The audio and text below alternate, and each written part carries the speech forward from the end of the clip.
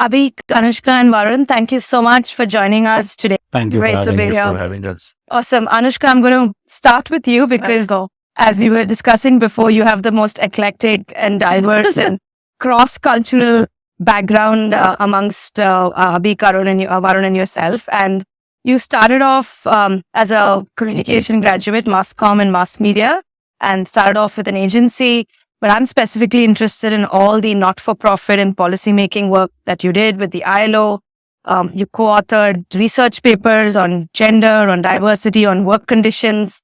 You've done work with ASK Group, where you've actually implemented policies in multiple other NGOs. You worked across Bangladesh, Cambodia.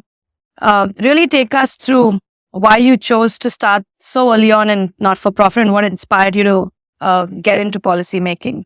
And take us through some of your early years growing up in Delhi as well. And would love to know who or what influenced you the most growing up.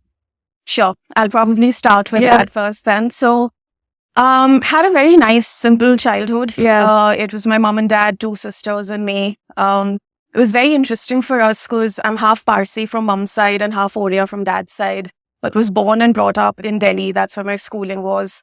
And I think safe to say in the 90s in my school, I don't think anyone really knew what a Parsi was or, that Odisha was anything more than just a state in the east. So it was great to get exposed to all these cultures at an early age. Also very different ways of being, right? Mom and dad were professionals, dad being a senior advocate, mom with the UN. Nobody in my family, extended family, had anything to do with business, but practically everybody in Delhi ran businesses. So I think just getting exposed to very different ways of being, we had a very open-minded, liberal sort of upbringing, which was great. Academics was super important because both parents were brilliant scholarship students of their time. So, we all had to work really hard and just slogging with honesty, integrity. Those were just values that my sisters and I grew up with. But equally, any interests or passions we had were really, supported and encouraged. So for me, it was the love of arts. I always had that as a child. My favorite days in school were when I was picked to go for art competitions and I would get to bunk school the whole day and paint and draw the whole day and come back with a snack. So that was like perfect life definition for me. But you also see that then in sort of parts of my career, how just being very passion driven influenced all of my decisions and choices. And I think that's why a very eclectic CV. And I've actually thought of building a CV or what looks good on a CV. I just went with what I loved and really believed in. And that's what I did well. So non-for-profit was always a conversation at home, given mom was also with the UN. Even for my sisters as well as for myself, and always an area of passion. So I loved, and I think the parallels I can draw now with Trampoline as well is really working on the ground, being very close to the ground, having a very deep-rooted, customer-obsessed sort of way of thinking and understanding problem statements, understanding gaps, and really building propositions around it, right? So if you think of it between non-for-profit and now even for Trampoline or with a startup, you have to start with that mindset. Frugality obviously comes with the space, doing more with little. And then also not just looking at the size of an opportunity, but the size of impact that you drive whether with those initiatives or now with the startup that we're doing. Awesome. And I also want to ask about, you then went on to do a master's in innovation and entrepreneurship. And then you had a stint with Arla, the large dairy company. And even that took you to multiple geographies. So you worked across MENA, where you were category head and category leader. In the UK, you introduced the entire organics range. And then, of course, a stint at the global headquarters in Denmark as well. But take us the thought process of doing your master's and Arla as well, where you were doing multiple GTM strategies. Sure. So with masters, also it was interesting because I had the option of doing either the MBA or the innovation entrepreneurship program. And I think the MBA is sort of, what everyone steers towards. But I was very convinced. I think I attended one introductory day in Delhi itself. And I just knew that my heart and passion again lay in wanting to do more in innovation entrepreneurship. To be honest, I always thought of being a professional in multiple corporate setups. And that's how I would explore innovation, which is exactly what I then did with Arla and thereafter even with Amazon. Probably didn't have the conviction that time of myself as an entrepreneur, which only built over time. But yeah, I think again, Anjali, always been driven by how much I can learn in different environments, contexts, countries, cultures, and industries, right? So even moving from advertising or social development to a little F&B startup to exploring what building categories, brands, GTMs across Europe and Middle East can look like. I think the moment I feel my learning is sort of reaching a cap, that's when I know I need to do something else and different. So I think that's what's driven me. And Arla was brilliant, like an exposure to the Middle East and to Europe, both cultures that I hadn't been exposed to while I was working in India. So yeah. Awesome. So from a globetrotter, we go to 2x Bharat Vapsi, as I like to call Varun.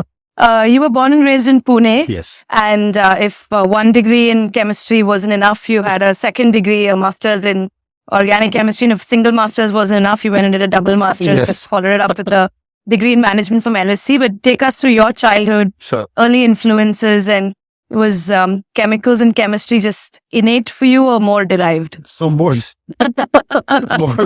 innate, I think, because my mother was a chemistry teacher. Okay. And that's how the interest in chemistry started. Yeah. And my father was in the Merchant Navy. Yeah. And so he was traveling quite often. And he was, before joining the Merchant Navy, a semi-pro cricket player. Oh, wow. And then once he saw me playing cricket, he said, "You rather stick to your mother's side of the business, not mine." So that's how I moved into chemistry. But I grew up in Pune, which was at that time a very green, peaceful, quiet city. And now has become a very vibrant and buzzing place. And then I did my bachelor's in chemistry first, and I met a really strong professor there who sort of influenced me quite a bit to do my master's, and that's how I did my master's in organic chemistry as well. And then I was thinking of doing a PhD, but at that time I was 21 and a commitment of 5 years to do a PhD just didn't seem like the right thing to do, which is why I moved back the first time and started my career in pharmaceuticals. Like that. You also had a stint in Bharat Serum where you worked across gynecology and neonatal studies as well. So I always joke with you that you've had 2 0-1 journeys with neonatal studies and then now Trampoline. But take us through your stint at Bharat Serum where you were also like managing national teams and field sales stuff as well. I think that's one experience that has influenced me immensely because I started at Bharat Serum as a medical rep. And going from clinic to clinic selling medicines. And that really taught me that ego has no place in business basically because you get treated like you get to sit outside a doctor's clinic for 3 hours, 4 hours, and then you have literally 10 seconds, 15 seconds to make your point. And then slowly you build that relationship in the clinic with the doctors, with the people there. And that's how you sort of sell your product. And that really taught me how to sell. And once they saw that I could do that, then they started giving me more responsibility with more teams. And that helped me lead national teams as well. And even better was when I got to travel all across the country.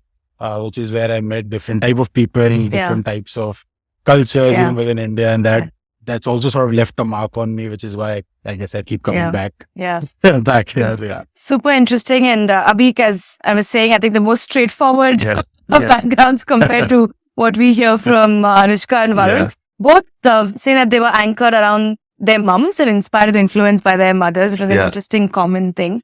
Over to you. You spent 5-6 different cities before reaching high school. So keen to know you're also from Delhi like Anushka, but did you have a different Delhi experience compared to her? Very different. Couldn't be more dissimilar. I was born in Bombay. My father was in the Indian Navy. We traveled a lot. We moved from Bombay to Germany for a short stint. Came back to Bombay, went to Cochin for a bit. Spent some time in Vizag, in Visakhapatnam on the East Coast, and then in Delhi. So moved around quite a bit. My mother was a school teacher. And it was a very interesting childhood. It was entirely in this bubble of the armed forces.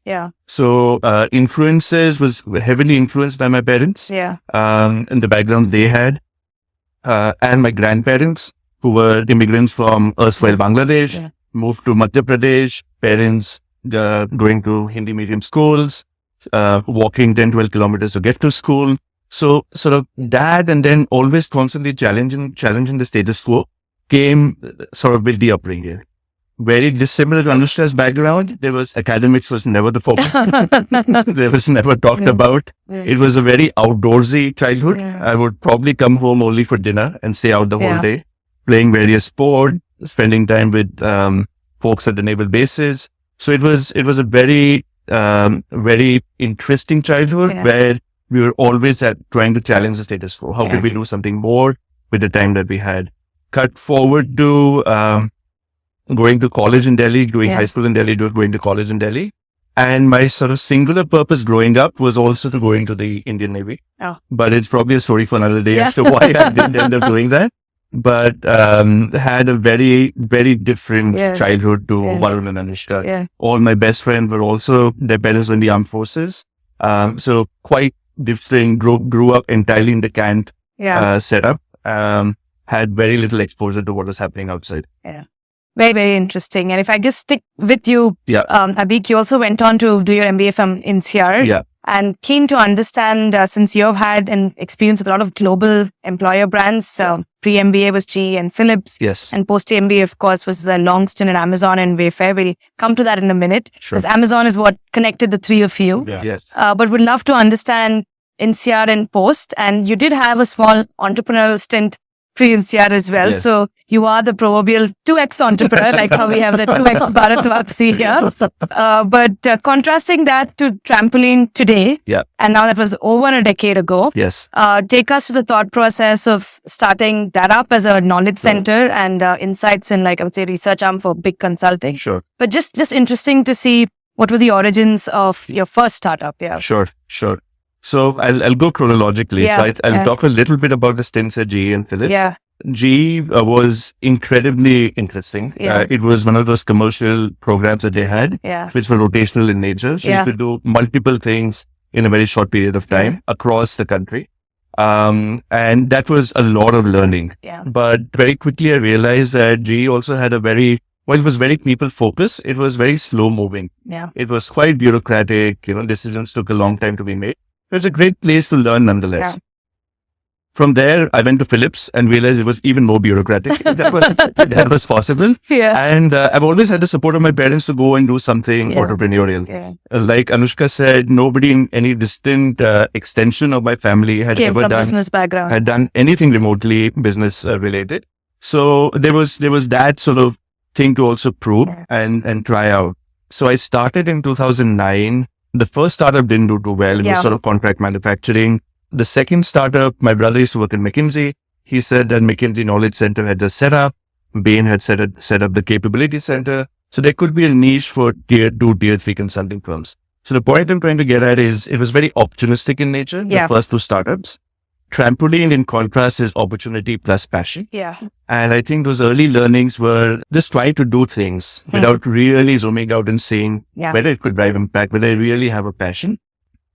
And that probably correlates to the fact that I did those stints for very brief periods of time. Went to do an MBA at INSEAD, which was really eye-opening. My class had 79 other nationalities. People had very different views of the world.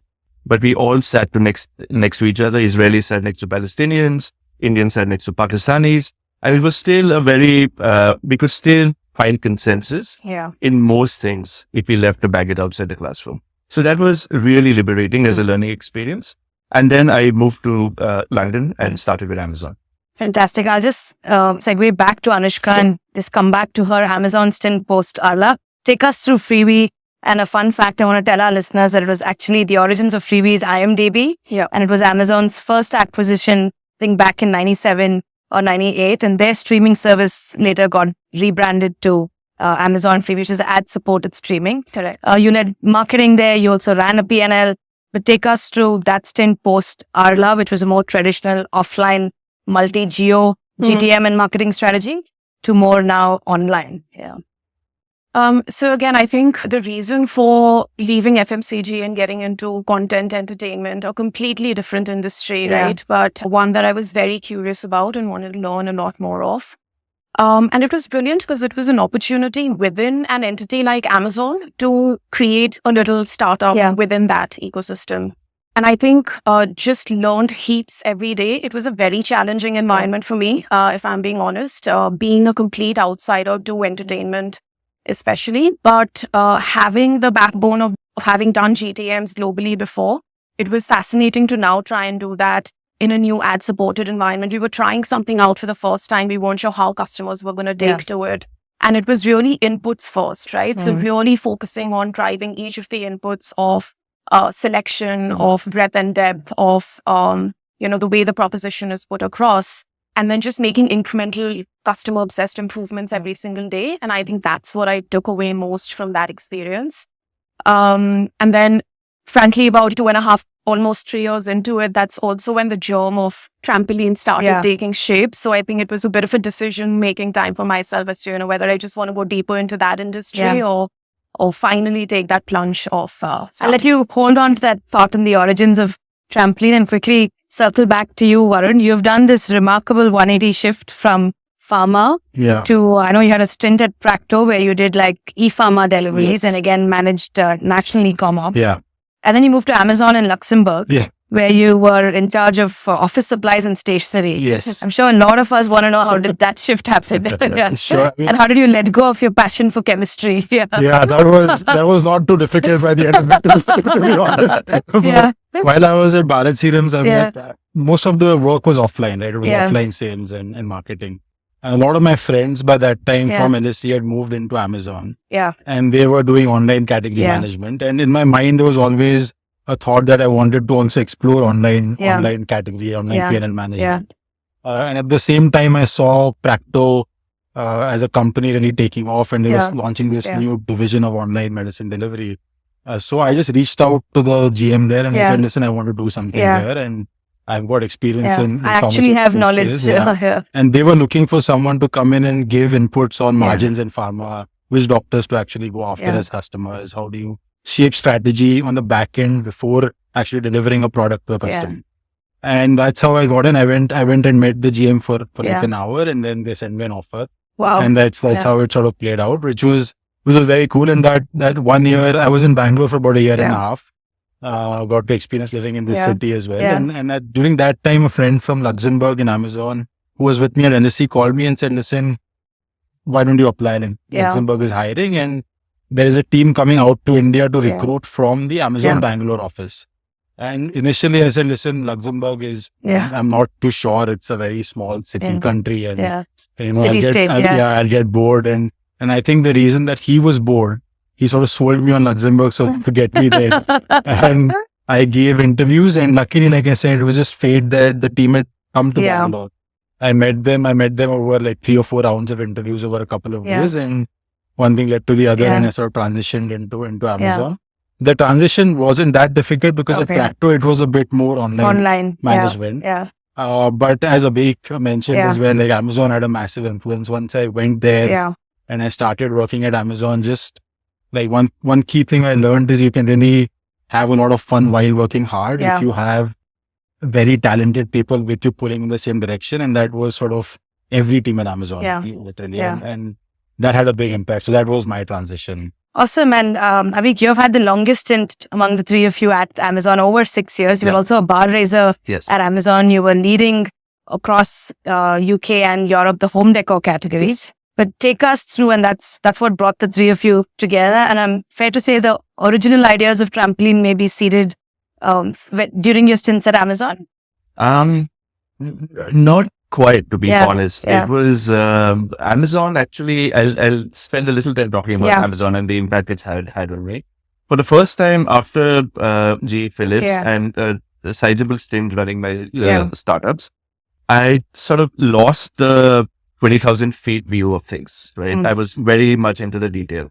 Amazon actually, from day one, taught me how to zoom out while also zooming in interchangeably during the course of a day almost.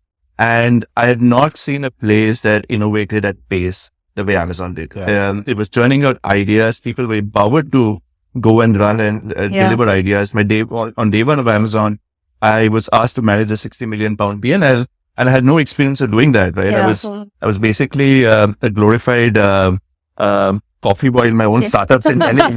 And now all of a sudden, I didn't know what to do with 60 million pounds. So it was that kind of an environment. And also, I think what Varun and Anushka touched upon, it was entirely breaking down the problem and focusing on the inputs and forgetting about the output as well. And that really had a long-term impact on me. And the other bit from Amazon that I've tried to apply into Trampoline is to be able to be principle driven.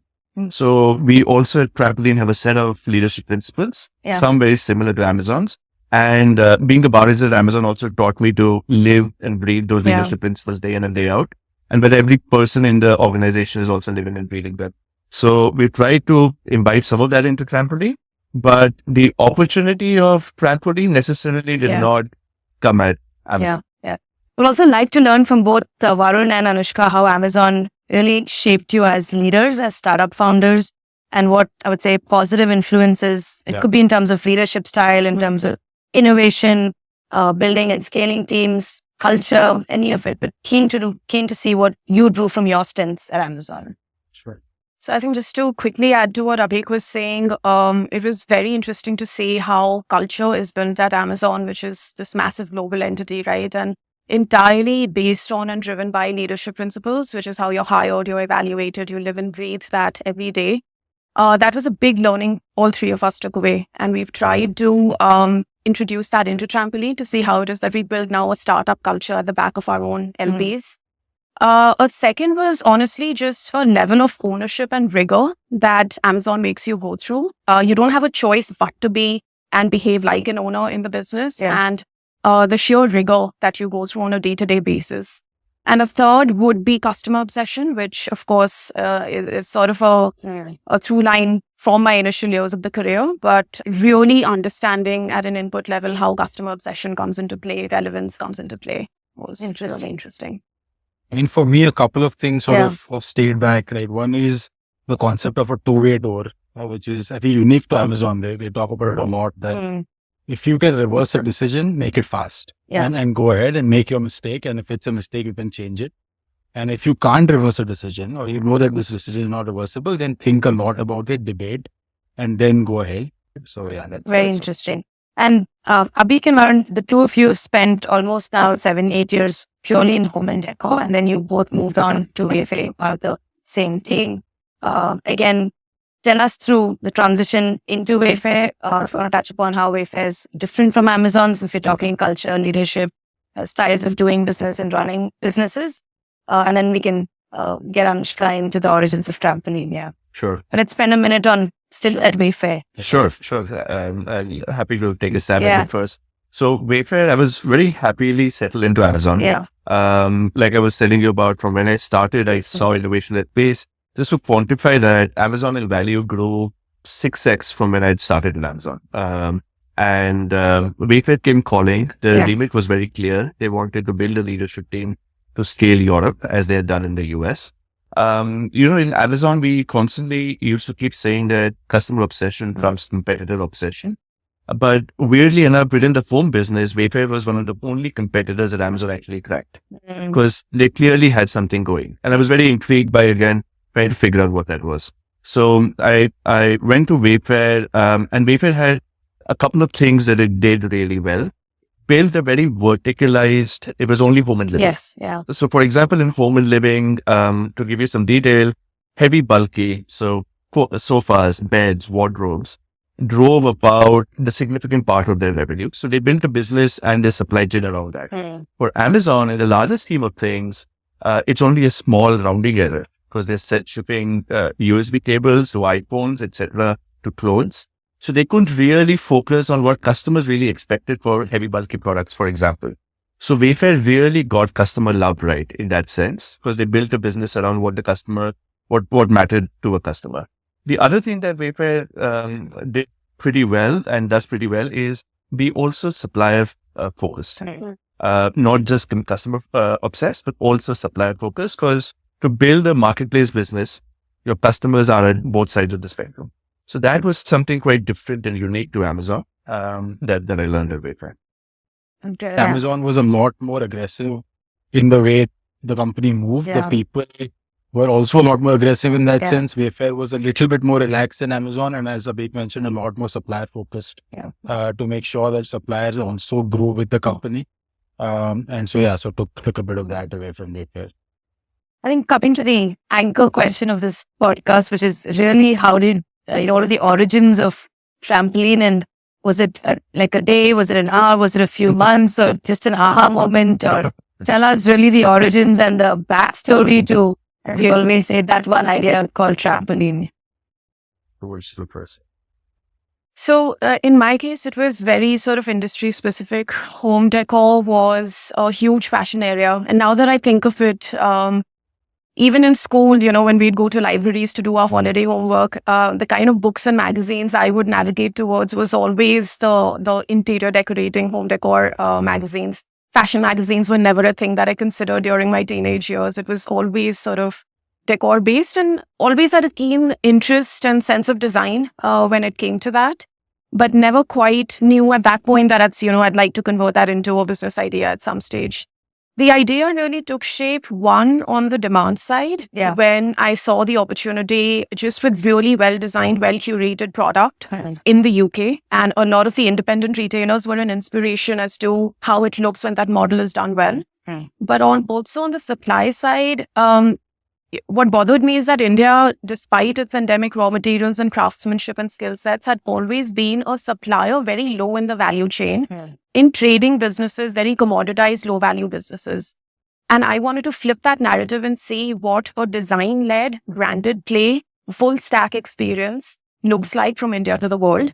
Very initially, because of my background, I wondered whether that should be D2C. And then, sort of with independent retailers being a secondary cohort, but with Abhik and Varun's thoughts also and experience within the B2B space, that's how the idea started taking shape.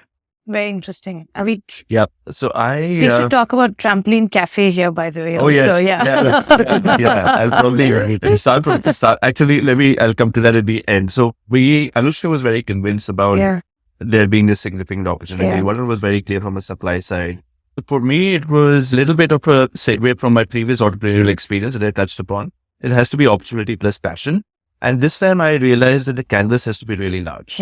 And having built a muscle memory in the category, I realized that home and living is actually the largest category globally. And I realized that, okay, where does the trade actually happen? And then when we dive into the detail, we realized that 70-80% of the time is actually traded offline. And then that led us to the question of who are these people offline? That made us realize that these are small mom and pop stores. And they kind of get lost in this sort of, in the sort of hullabaloo of the large IKEAs and the Amazon and the Wayfairs of the world. So we said that, okay, let's try and build a business around them. So entirely working backwards from that customer who makes the most significant part of the overall market.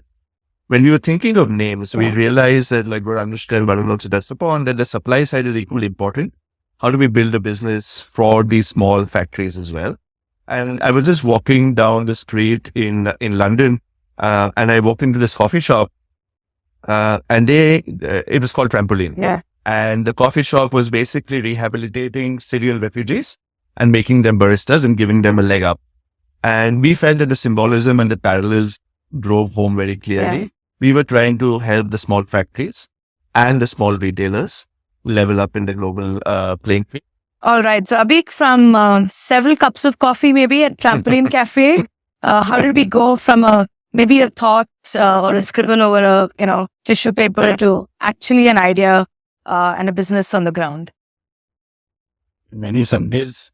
So we sort of, actually what we did was we put in a rigor, and we said every weekend we catch up and try and develop this idea, and then let's see where it goes. So we never sort of went in with an angle of this has to turn into a business. It came in with an angle of let's just sit and talk and exchange ideas and then see where it goes. And I used to travel to Belsize Park where they used to stay, and then we used to sit in a cafe there and just sort of keep on discussing next steps and next steps and next steps. And one thing led to the other, and there we were, and the business started. So yeah. And I think the initial steps, so I'd also come back to India to attend a trade fair, which was exactly a year ago because the second one's happening right now. And I think just really getting started with the inputs again. So what would selection look like? How do we make sure this is the most relevant selection to start with? Of course, working on developing that entire full stack where we're not just taking care of everything back end. We are the customer facing brand. In this case, we are the customer experience as well. So really just hashing out what that would look like. Built an MVP website, somehow got that up with, just an intern designer and an intern copywriter at that point in time. And launched this year in Feb at Spring Fair with sort of a tiny 14 square meter space, which the three of us built. And spent a lot of hours just kind of assembling furniture and rugs, and somehow managed to get some samples there, somehow managed to have the website up. And that was really the start. And what was brilliant was just at that one fair, getting immediate validation for the pieces that we had built. So around selection, around pricing, around our payment terms, and around just a very focused approach at independent retailers and solving for their pain points. And that was sort of a really pivotal couple of days that really converted the idea into a business for me. I think I'm just trying to recollect about all the top things that attracted us to the business. Of course, direct to manufacture that Varun touched upon was super key. Sure. And the entire design-led curation. And there we thought like Anushka is an extremely strong founder. So I want to spend a minute on that because we spoke about your educational background in mass media and entrepreneurship innovation, but definitely not design. But you also mentioned your love of the arts and the fact that you've always followed your passion. But keen to understand where your design sensibility comes from. And I keep wondering whether you realize how good you are at it and how what a natural you seem to be. And it does seem effortless. I'm never surprised when we see the customer reviews on the catalogs or at all the trade fairs and the stalls that you've put up, but keen to understand the origins of it and what draws you to design, and especially home decor. It's not easy as well. Yeah. So I really think, to be honest, there was some level of a natural interest in that space. Yeah. I've always said this, I'd be a disaster at trying to put an outfit together, but I can visualize a space really well.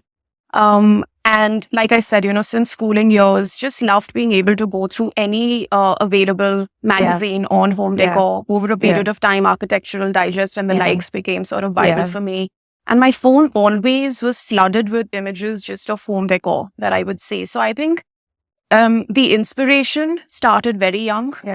Over a period of time, that became muscle memory. And I just started becoming more self-taught in this space, even though I'm not a technical designer, but I have a deep interest in it. And then it was really interesting to see the validation once we did launch, because it was a mixture of what I saw the customers really wanting and appreciating. But at the same time, you need to start forecasting trends that are going to come up versus just catering to what's currently working, right?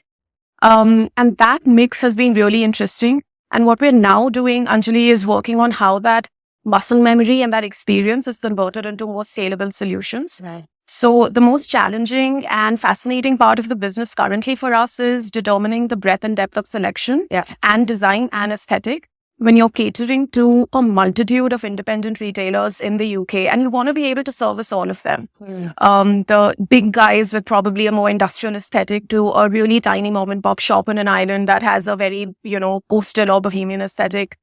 And so really building the tech and the muscle and the insights and intelligence behind it right now, so that over a period of time, it starts supporting our decisions and eventually starts determining those decisions for us. So that's the journey we're currently in. We have great designers in the team and just working on how trend analysis works and how we can be the ones recommending to our customers what their relevant personalized selection for their brands should be. Fantastic. And Abhik, I'll just come to you to allow us to stitch it all together in terms of, therefore, what Trampoline is in its entirety. Varun touched upon manufacturer first, sourcing. Anushka touched upon design-led selection and curation. We would love to understand in whole the idea of Trampoline. Yeah. Sure. So Trampoline, in a sense, is a B2B home decor brand. And what I mean by that is we are very obsessed about catering to the small independent retailer as an ICP. And now subsequently there are smaller customer cohorts that are emerging, like interior designers, contract furniture firms, etc. And on the supply side, we were always clear from day one to integrate absolutely with the medium-sized factory. We don't want to go to the really large factories. I think the small factories in the process of this will churn and become medium-sized factories. But our sweet spot is a medium factory in India or other parts of Southeast Asia and the small independent retailer. And Trampoline connects those two by being a full stack experience for independent retailers to buy product from. Fantastic. And Anushka, you touched upon how you started in Birmingham, was it? In February when you launched and you in fact even got your first few orders. Yeah. And then you handed it over to Varun. Yeah. Who had the hardest job to get it all sourced and procured and supplied in time. And I know we joke about 2x Bharat Vapsi, but tell us about how it was different this time around. Yeah. Now as a startup founder, trying to procure and to sell to, global independent retailers. Yeah. Absolutely. I mean, some gray hairs in the last 6 months because of it. But I think just to take a step back also, I think the hardest job in my view is still getting the demand. Yeah. Right. And I think that's more a bit on the shadow. And as we transition and the demand grows and grows, then the supply will become a lot harder because then we have to manufacture at scale and large quantities. So hopefully again, if and when we get to that position, that's when my job will be more hard. Yeah. Currently, it's been a very different journey. Yeah. We made mistakes along the way as we would, but I think the most important part in this journey has been getting the right team on the ground. Yeah. So we've managed to hire people who have been in the industry doing quality control and production for the last 15 to 18 years.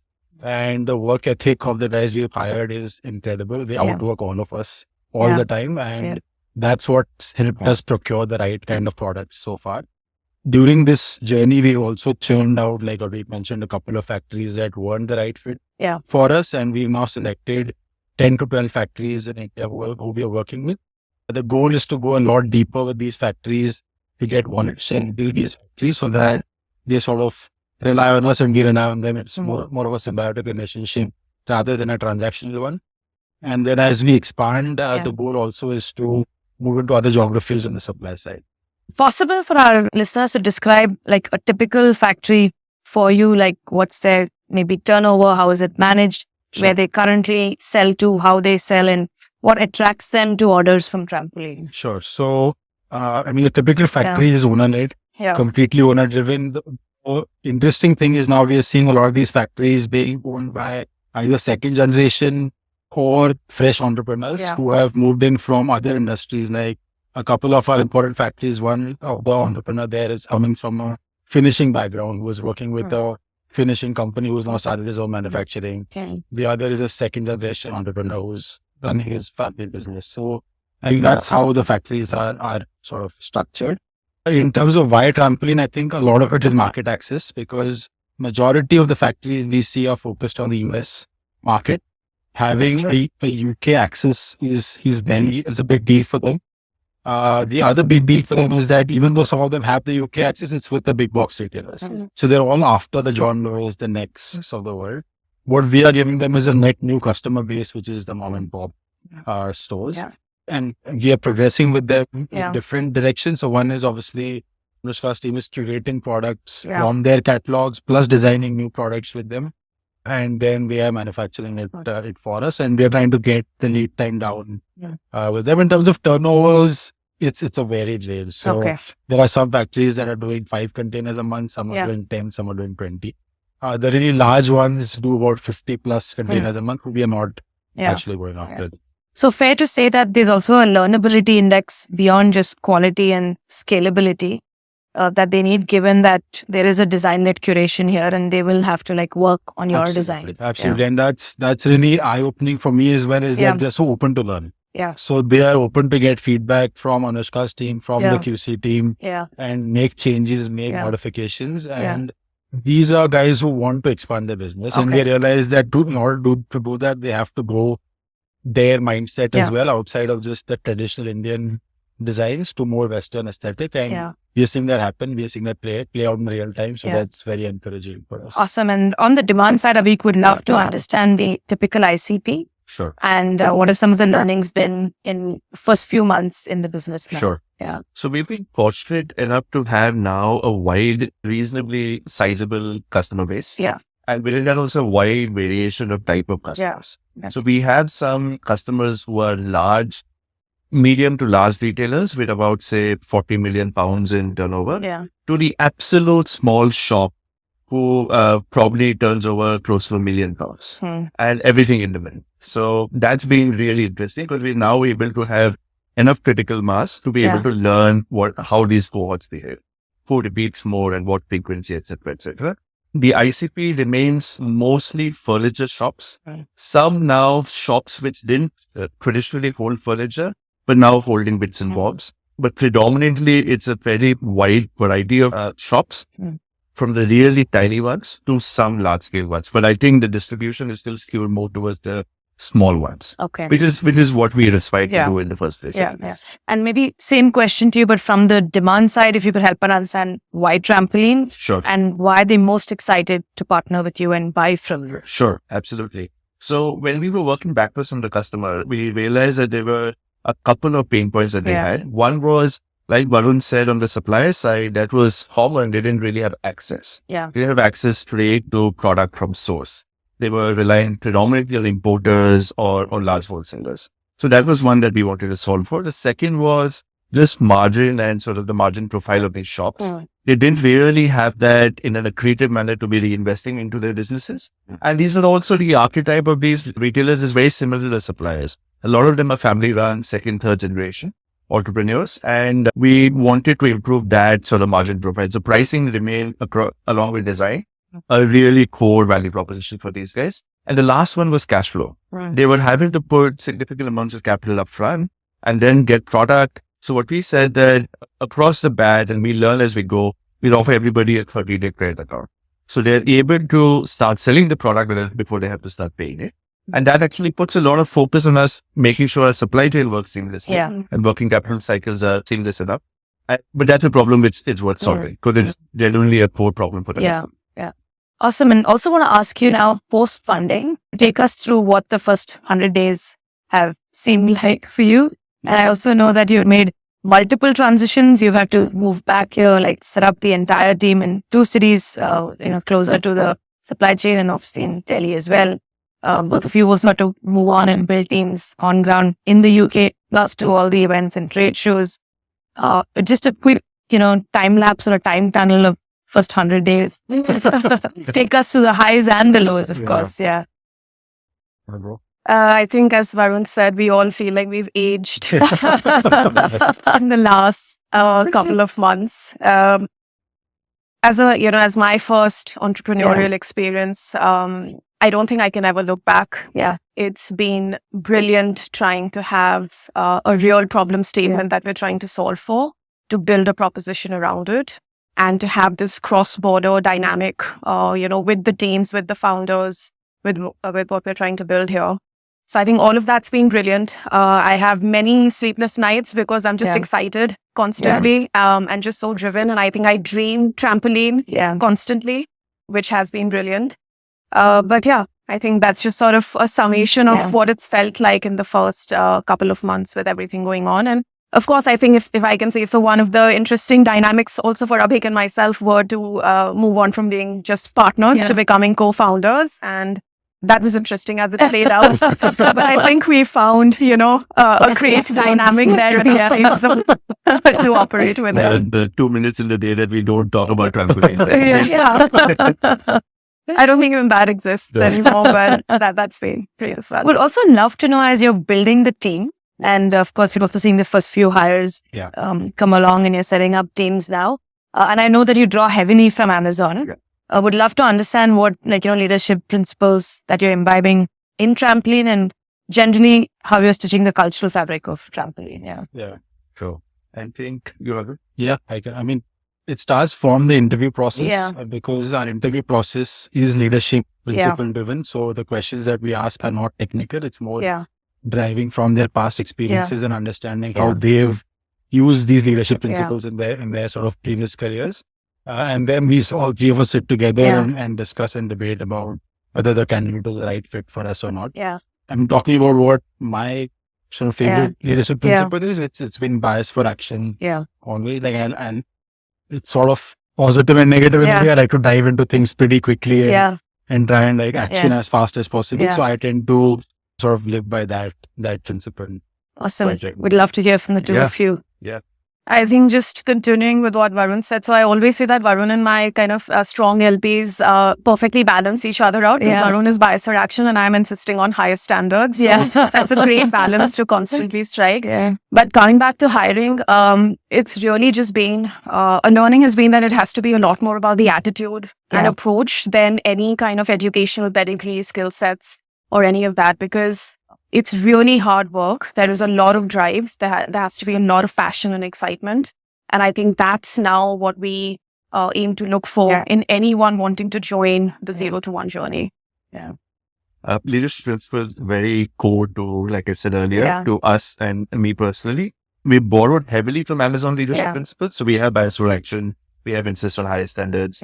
We've sort of coined a few ones ourselves. My favorite one personally is "are right a lot," which is leaders are usually are right a lot, but they are also wrong a lot. It's just important to make the right decisions at the most important matters. And you're always trying to challenge your own biases and either reaffirm them or cancel them out. And we, in this sort of short journey we're talking about the past 100 days, we have changed our mind a bunch of times. And we feel that's okay, because it's not to be. If you're thinking of customers are perennially dissatisfied. And you cannot settle down to saying that you've got a great product, customers are loving it. Customers will keep you up day in and day out. And to keep reinventing on their behalf is what really drives me. Awesome. And if I could just now ask you about a very forward-looking question in terms of what's next. What are both immediate next steps? What are you most excited about in the coming months? And Anushka, I know you're the forest before the trees, the big picture first and very outcome and impact focused. Would love to also learn from you what the big vision for Trampoline is. Sure. So a couple of really exciting developments that are going to come up. One is just going broader across our categories because, of course, the buyer wants to shop across categories, fully verticalized across home decor. So very exciting category introductions coming up in the next 3 to 6 months. And then taking all the learnings we've had from the offline play and will continue to have and really doubling down on what that means online so that we can start becoming more efficient and scalable in offering not just a curated, well-designed proposition, but also a very relevant, personalized one. And building that personalization strategy is also something that's currently underway. So super exciting. I'll let the guys chime in on anything else they want to say on the developments before the big picture. I think on the supply side, as Anushka mentioned, as we expand categories, we are also expanding factories because every factory has its own specialization. That means that, of course, like I said, we're going deeper with certain factories to get more wallet share, but we're also, I'm super excited about expanding into geographies outside of India for supply. And for operations overall, I'm pretty convinced that it's continuous improvements at speed that we need to do. So right from production, reducing production timelines to last mile delivery being perfect, to packaging being perfect. I think there are a lot of things that keep me awake, but keep me excited also to sort of get these improvements in place. I think I'll just chime on to what Anushka and Varun said. I think my core focus of the next few months is how do we deploy more tech at scale across this problem statement. We've now had a steady list of customers. We have some factories we're going very deep with. Now, how do we make that supply chain more seamless from a tech-enabled point of view? One of the things that we have launched recently and we'll double down on is a quality control and quality assurance mobile app, which our teams are currently using. So we have taken an entirely archaic offline manual process and digitized it. Now we gradually wanting to build more machine learning within the algorithm to preempt where we see defects and damages. And the second step of that is getting the factories to deploy and use our own tech for their quality control as well. The way we sort of think of this is we look at where the waste happens across the value chain and quality control, as well as just timelines with factories. They make 2 big problem statements and we are sort of trying to tackle that. So we've launched first app. We'll probably iterate on that over the next 3 months. Awesome. And of course, I'm all for big visions and large outcomes. So what's the big vision and the big dream for Trampoline? That's such a loaded question. Trampoline would represent everything as a singular destination for home. Yeah. And it'll be a sequence of how we get there and over the long term, but we're building one singular platform for everything to do with a person's home. And I lay the most amount of emphasis on execution. Yeah. I think we only get there by this ruthless rigor and execution layer. I think in terms of just the execution front, the vision now definitely is to go a lot deeper and broader within the UK market. There's significant opportunity to be tapped into there. We earlier alluded, there are lots of secondary cohorts. Interior design is a huge space. So really tapping into that, understanding the GTM and seeing how we can perfectly execute for those cohorts, and equally just going a lot deeper with our suppliers and on the supply side and building a lot more intelligence there. And for me, I mean, I look at like the Instagrams of a lot of our retailers and I see products there and sort of my vision is that there are 15,000 such retailers, right? And we should have 15,000 Instagram accounts that we follow, that we see our product every day in their stores. And if we get to that state, I think that would be very fulfilling. Yeah. Awesome. I love the way you articulated that, Varun. And on that note, I want to thank each of you once again for making it, for kickstarting and launching season 4 for us. I'm super excited. We're very, very happy and proud to be partnering with the three of you and to your continued success into making the big dreams come true always. Yeah. Thank you. Thank you so much for joining us. Thank you. Thanks, Anjali. Such a pleasure. Awesome.